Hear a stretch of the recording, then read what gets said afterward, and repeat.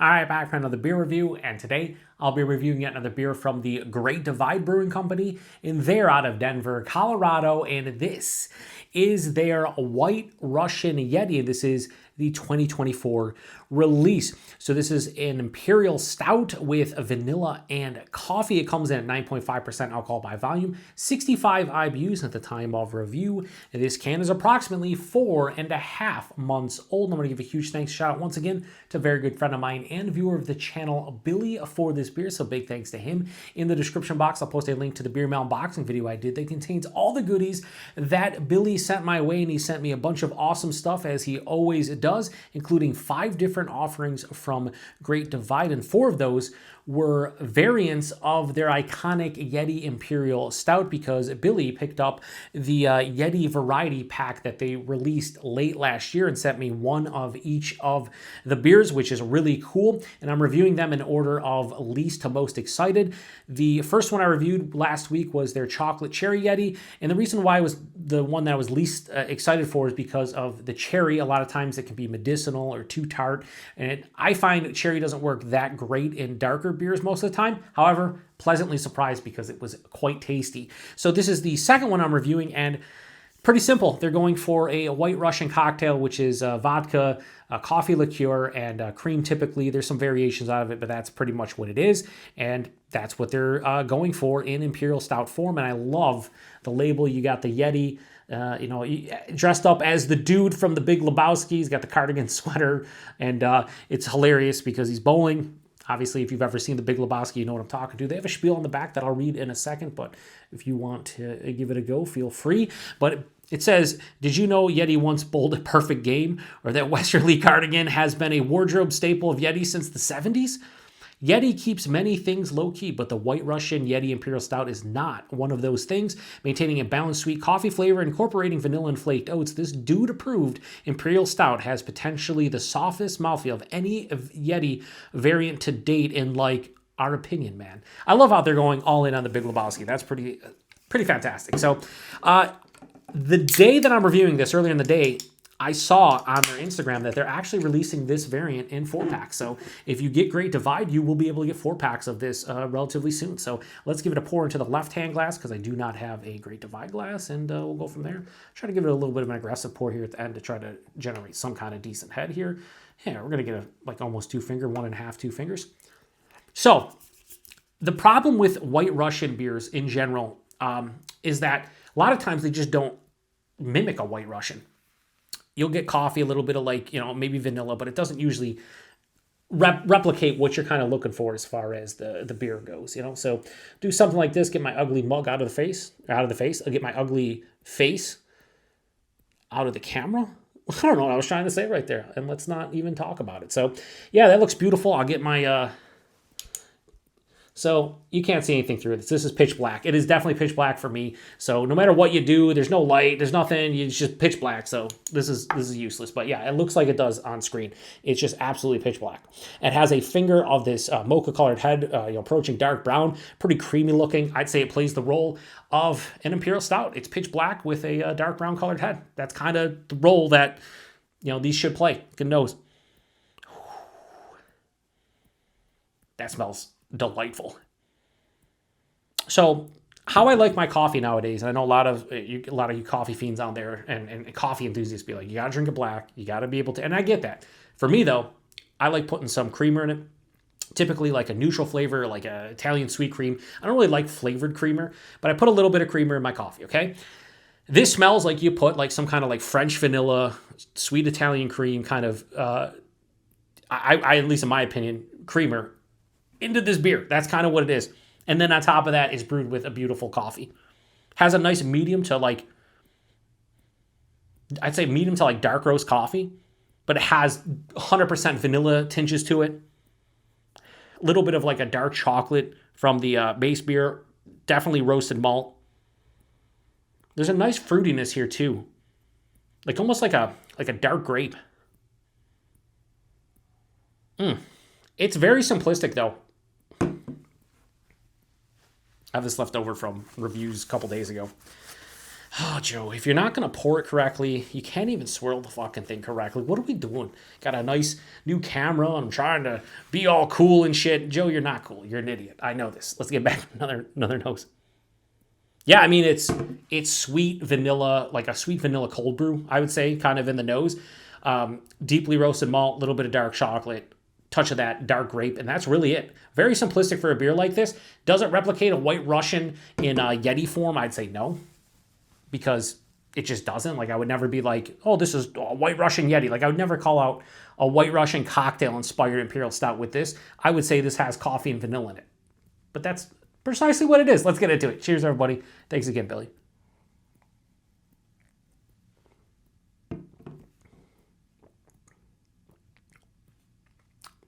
Pretty fucking good.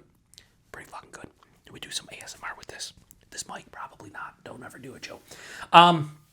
This is tasty.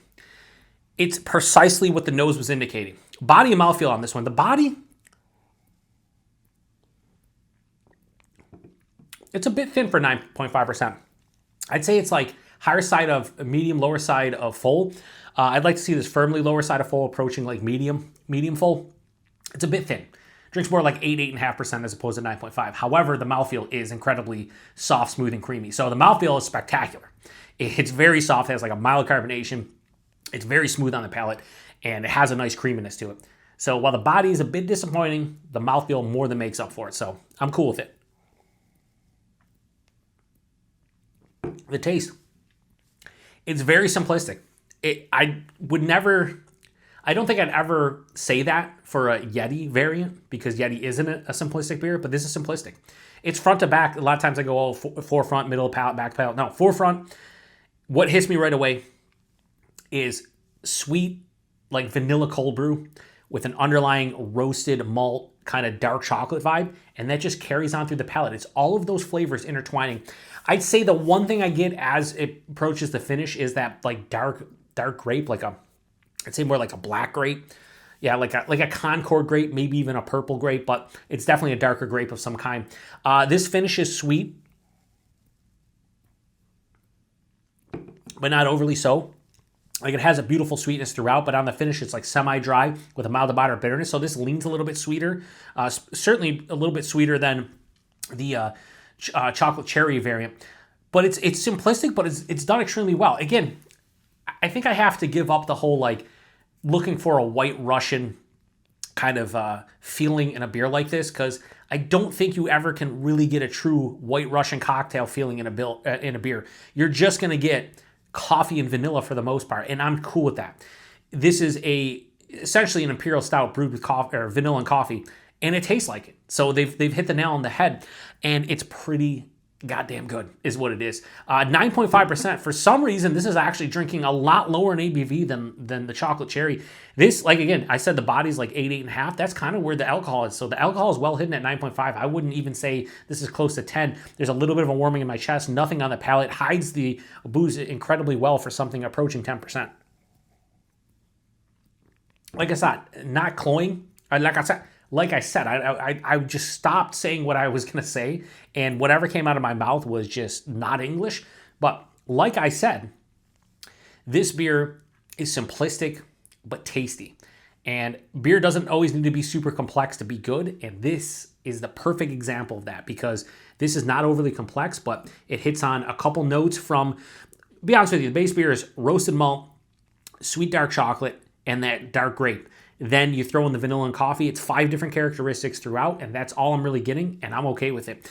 If you don't like a little bit sweeter of a Imperial Stout, you might say, yeah, this might be a bit too sweet for me. I think it's like 60-40 sweetness to dryness, sweetness to bitterness, but it's not cloying whatsoever. I'll be able to drink the rest of this can and not even think twice about it. So I really like this beer. I don't like it as much as the chocolate cherry, which I didn't think was going to be the case because, again, I'm reviewing them in order of least to most excited. And I thought this would be a little bit better than that one, but it's still a damn tasty beer. It's just not as good as the chocolate cherry, and that surprises me.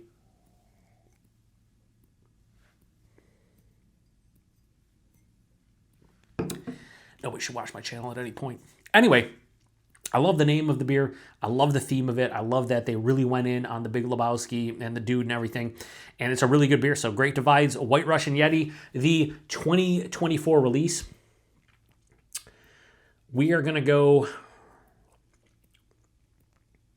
4.25 out of 5.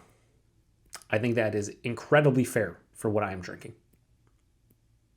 All right, price point availability. Like I said, price point, saw them anywhere from $25 to $29 for the Variety 12 pack, which is anywhere from $2 to like $2.50 a can all day, every day. It's 9.5%.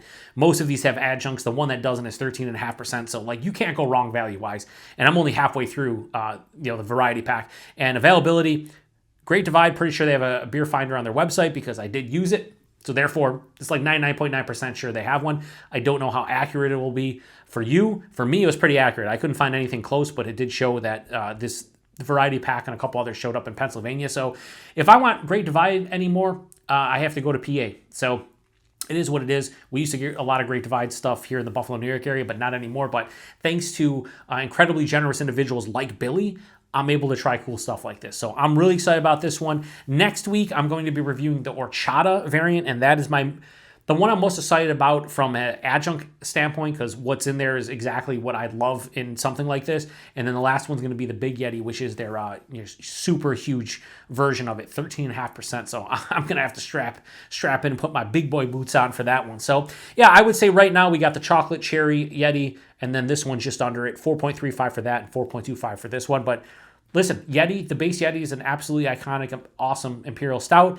And the one thing I will say about this is, though, the first one, the chocolate cherry one, had more bitterness. This is not that bitter. It doesn't have a lot of bitterness. So if you want a sweeter kind of rendition of a Yeti variant, this is the one to seek out. So good job, Great Divide on this one. Awesome.